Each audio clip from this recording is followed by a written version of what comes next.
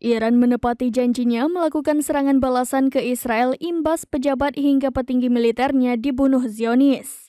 Teheran meluncurkan serangan pertamanya ke wilayah ibu kota Israel Tel Aviv pada Sabtu 13 April 2024 malam waktu setempat.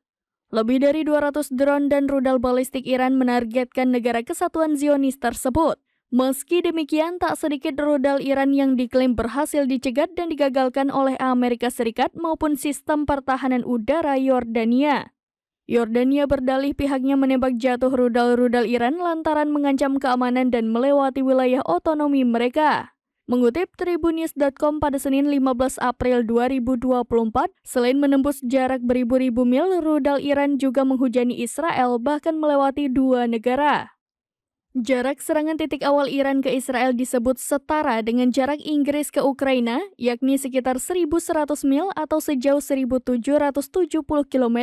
Sebelumnya rudal Iran ke Israel yang dicegat Yordania tersebut sempat membuat geger internasional. Sejumlah analis geopolitik menyebut Yordania secara tidak langsung memberikan bantuan ke Israel dengan ikut menembaki jatuh drone-drone yang diluncurkan Iran dalam serangan 3 gelombang pada Minggu 14 April 2024.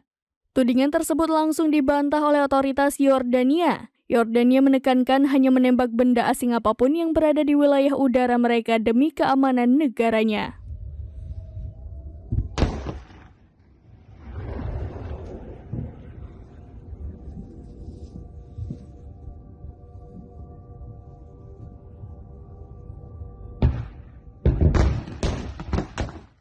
Download Tribun X sekarang, menghadirkan lokal menjadi Indonesia.